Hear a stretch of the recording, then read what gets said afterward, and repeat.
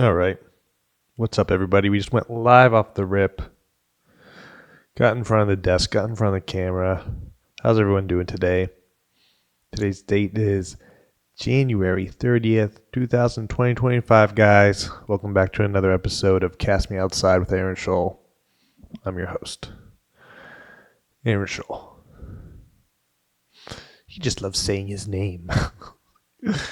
I just love hearing my name. There's some evidence of that. But yeah, how we doing? Fucking rough day today. I got sick an hour after recording the other episode. Did not see it coming. Everyone in my house has been sick. It went 1, 2, 3. And I'm the third, and hopefully the final. But it just flipped like a switch. It was crazy. I was sitting there playing video games. This was maybe 2 games before we stopped playing, and I just was in my mind I was like, okay, good, I can hop off this, I can go to the gym and get my life going. But it was and it was I knew it, because I had another stomach bug months ago, and it was kind of the same physiological reaction, just the uneasy nausea. So I wrote it out until I couldn't write it out anymore, and then I fucking Ralphed everything I had in me. And you know what's funny is I wonder if I brought this on to myself. Does the podcast have magic powers? Is essentially what I'm getting at. Because last time last week, there you go. This time last week, I may or may not have played hooky with a stomach problem. And then, bam, a week later, everyone in my house has a stomach problem. Did I bring this curse upon my house? A, through lying, and maybe B, through recording it. Comment below. Do you believe in magic? Do you believe in magic spells? And if that is true, we should maybe try and make something good happen. Yeah? I'm going to have a date. That's where my mind goes to. It is funny. Are we just trying to get back at each other?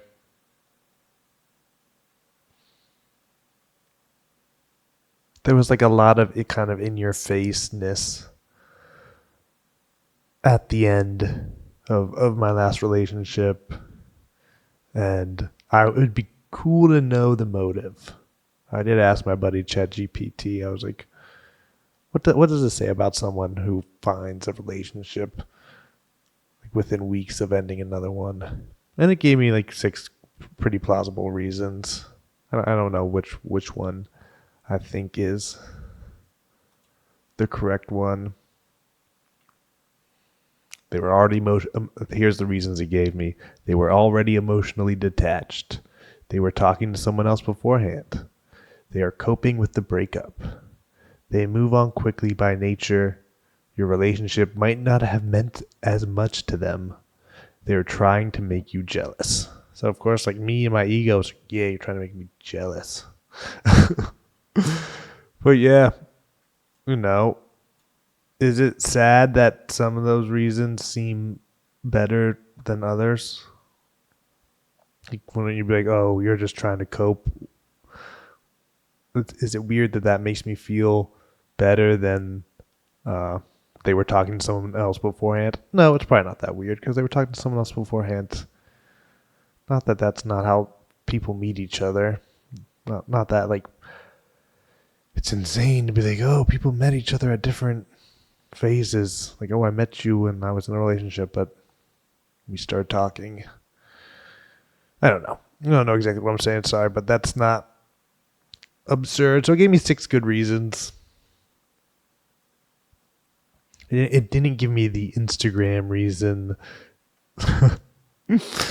that they were, I don't know, they were just a bad person. I don't know. I forget exactly what the Instagram post was. It was just it just basically asked a question. It's what does that say about their character? It just planted the seed of like anxiety and rudimenting.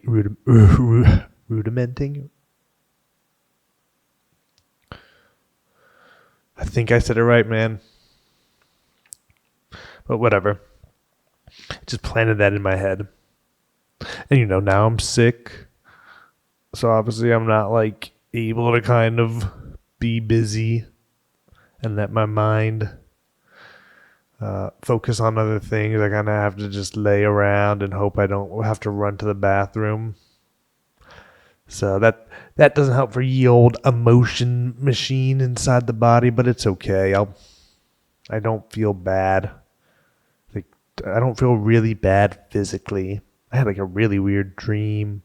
I had this dream that I like picked up a girl from like the thrift store, and then we ended up riding around in like the tiniest car. It was like the tiniest car that like once one of us got out, like we both couldn't get back in. And then I remember we're driving kind of along like these train tracks, and we got into like a cavernous area with a wall, and then there we decided to turn around. I wonder what that means. And then yeah, there was other weird parts about the dream that I won't bore you with. I think dreams are interesting. I guess dreams are only interesting if you're willing to decide that they mean something. But yeah, pretty intense dream. I like slept till 1 and just fucking like I like woke up and like tossing and turning a little bit, and I was just like just power through it. Just used my iron will to stay unconscious.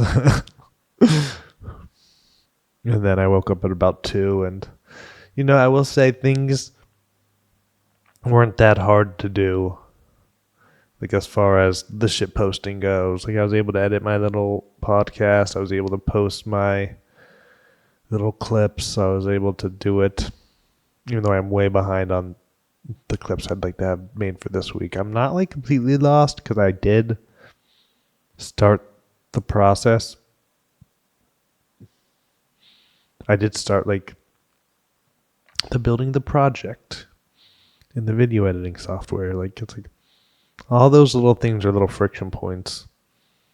But of course, when I got there and I looked at the film that I captured, it was like somehow the speed went up. And I don't know if it's because I was watching something else on another screen at like 10x, not 10x speed, but at like 1.2 speed or something.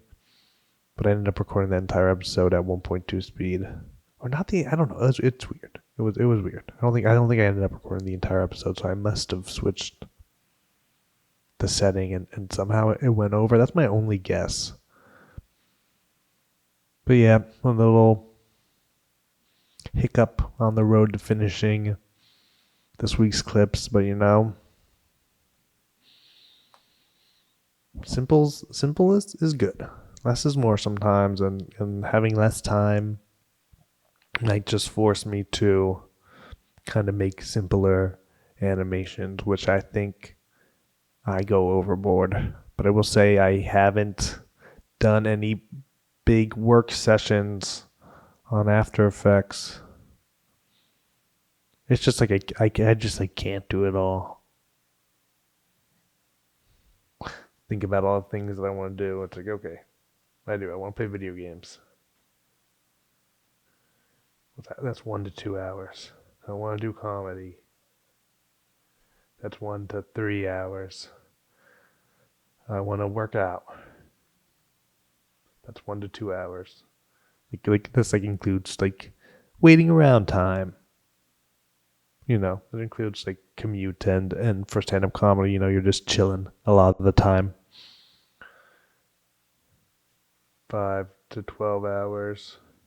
So that's big. Some of these are big ranges, but let's just call it 7. It's like, then that's for the whole process, so we'd probably divide that. So that's like, 1 hour a day. And then, so that's not impossible, but Obviously, I'm not finding the time to get the balance or figuring it all out or staying motivated. I don't know, maybe I should really ask myself, like, what would life look like if I went all in on one thing? Like, can I like get that like 4 hours of deep work that all these like kind of high achievers talk about? I don't know, man. It's hard. I'm okay with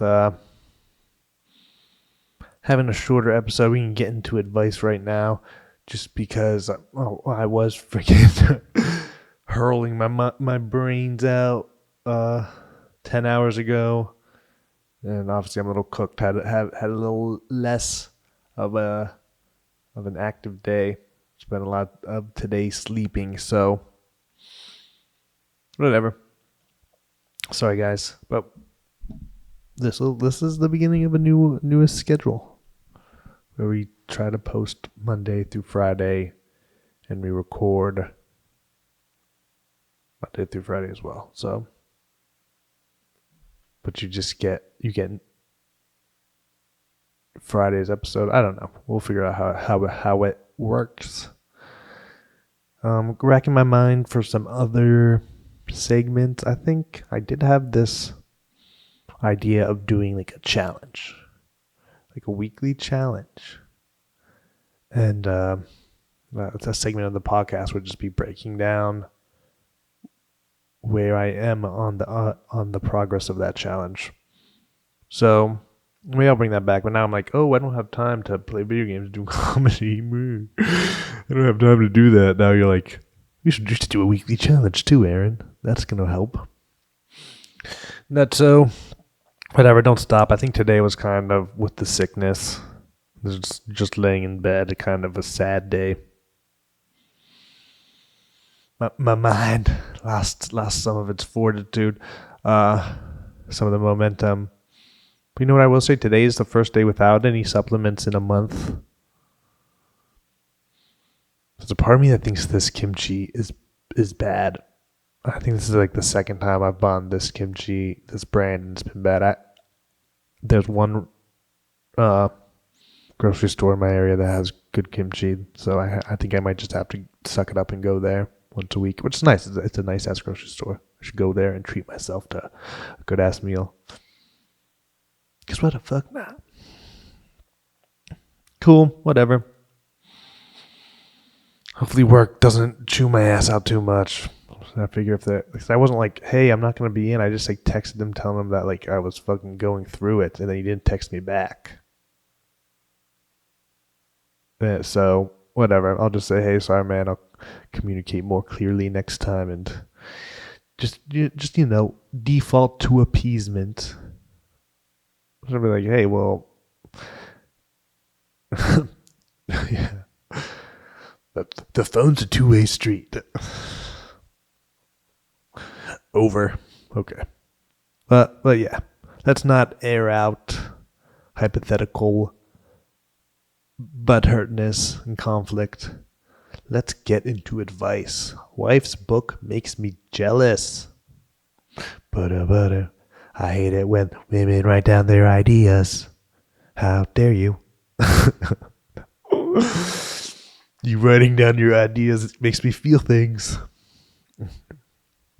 Okay, that's a little silly tangent. Let's see what this is advice. This is a shorter one. My wife is writing an autobiography. Narcissist. You think the story of your life is worth telling? Oh, no. Everyone should write down an autobiography, right? The unexamined life. That's kind of what we're doing here.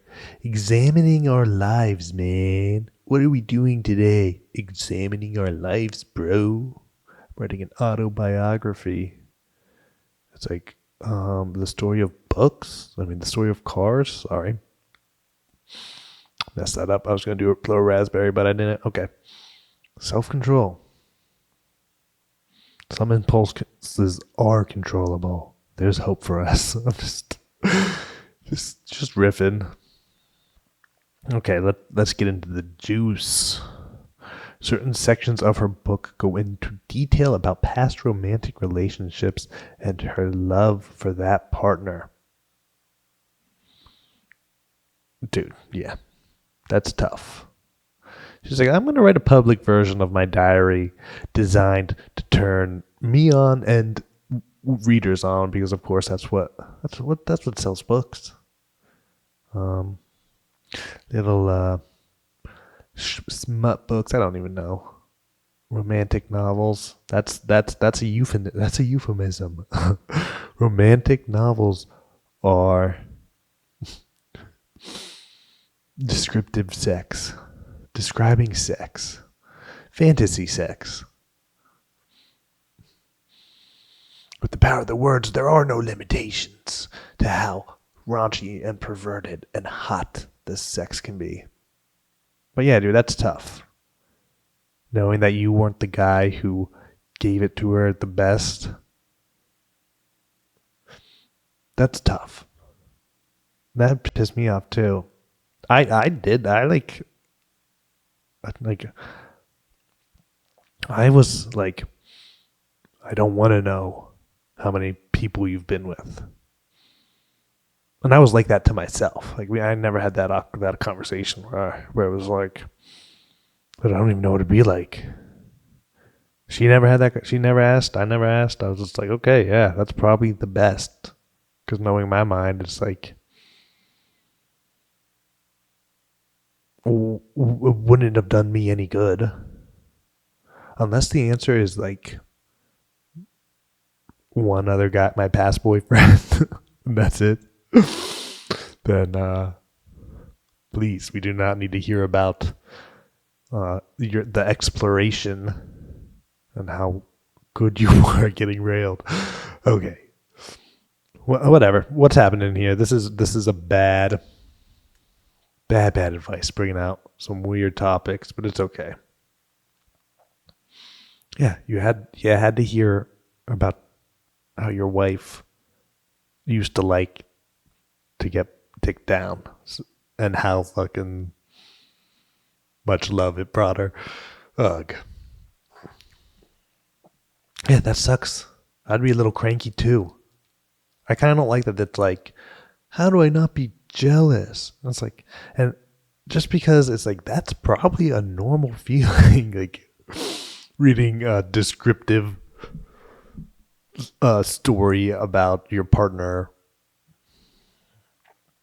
making love to someone else. It's like, yeah, that jealousy is probably a normal response.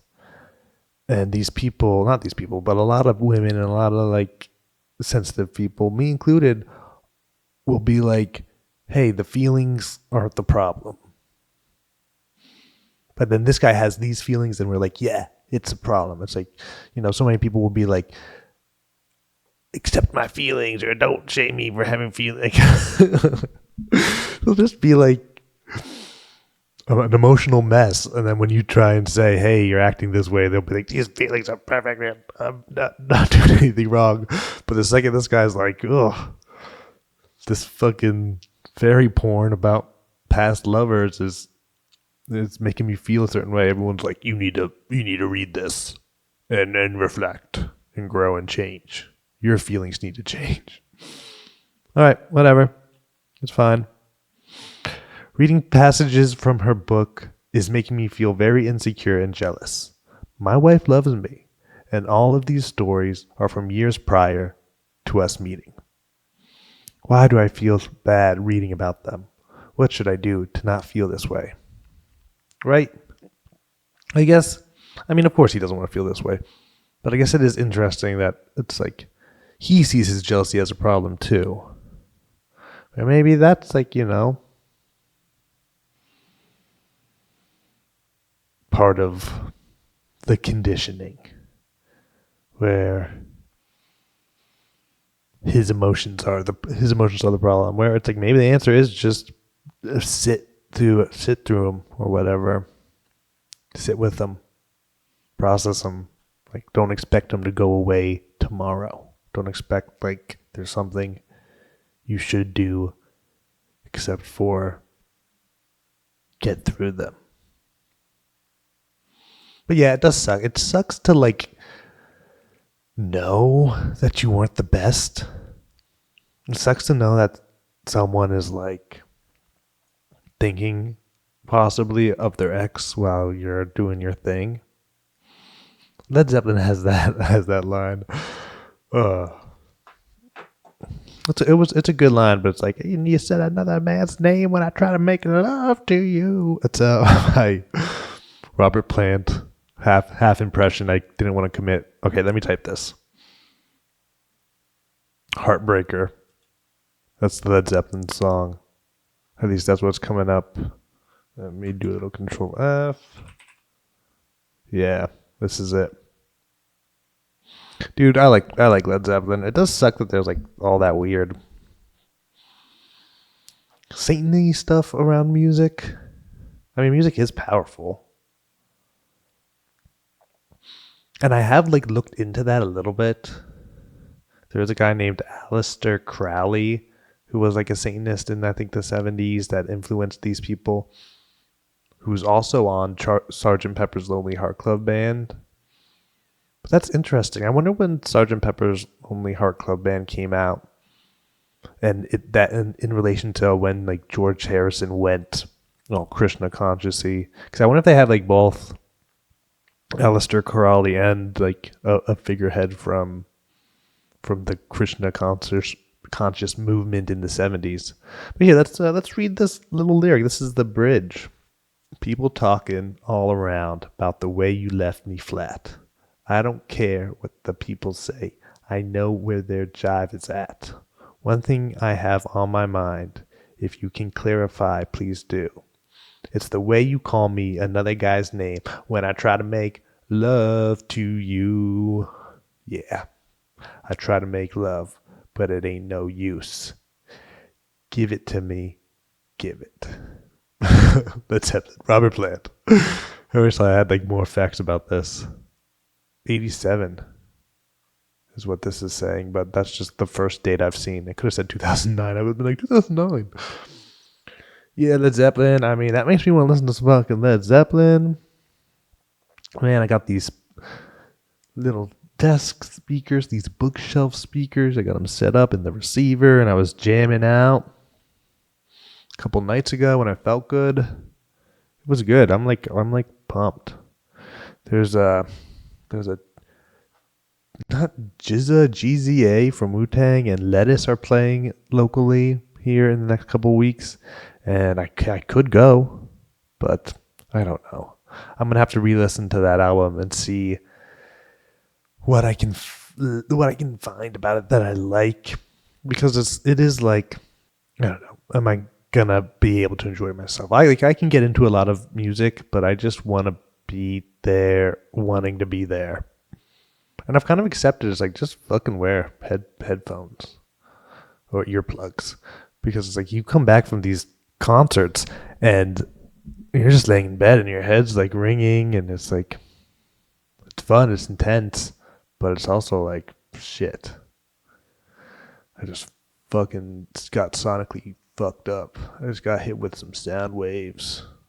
Dude, those sound waves sent me on my ass. Yeah, dude, I don't know about the wife's book makes me jealous. Dude, you know what I think would piss me off about the wife book is the your chapter. The being married chapter. I think that would piss me off. If it wasn't like, and then I met the guy who rocked my world and stole my heart and made me want to be, I don't know. Changed my life, made me want to be a mother. And yet at the same time, I wanted to satisfy all of his, like, every desire. Yeah. I don't, like, would I be able to read my wife's journal? Like, or autobiography? Of course I would. I think I don't know. I'm growing and changing. And I've been super jealous, and I'm sure I'll be super jealous in the future. But right now, I'm feeling mightier than this guy. with his writing wife. I'm feeling like I'll never be in this guy's situation. Yeah, tell me all the ways you used to get down before you met me and all the crazy, never-ending loves that tragically stopped. Yeah, if your wife or significant other is posting something, writing something that's making you feel a certain way, I think a lot of it has to do with intention. Like, is she intending to make you jealous with these? But then I also think there probably is like a line of maybe you can write something for yourself and then you can write something for public consumption, and maybe there's nothing wrong with considering your husband's feelings for about the things that you write for public consumption. Like, is this your tell all book like the goddamn king? Not the king, but the Harry, right? Is that his name? Harry and Markle. Dang it! What's her the girl from Suits and the king? Prince Harry and that's gonna Meghan Markle. Thank you. You know, those types of people. They have books where they have to like have a couple outlandish sentences, but it's usually like it's like, I don't know. In that situation, I don't think it was like shitting on his wife. He was like talking about like weird stuff with the nanny. I don't know. She's just like, babe, but the drama and the jealousy that this steamy section of the book creates between us and that we put online as a narrative, that's going to move the book. So, like, do you want to break something?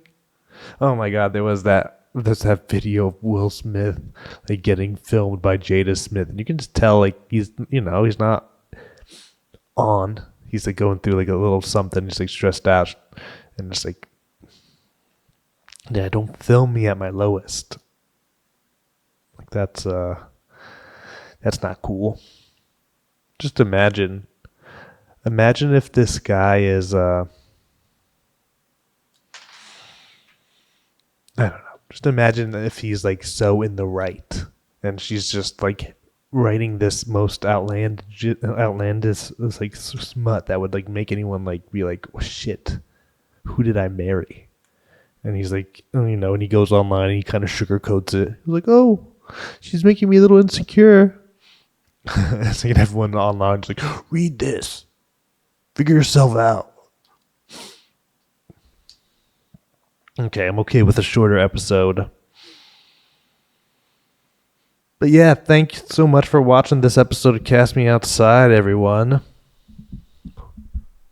It's been a lot of fun, but we're done. Gotta run. Thank you this time for your time. And until next time, keep on living and loving. Peace.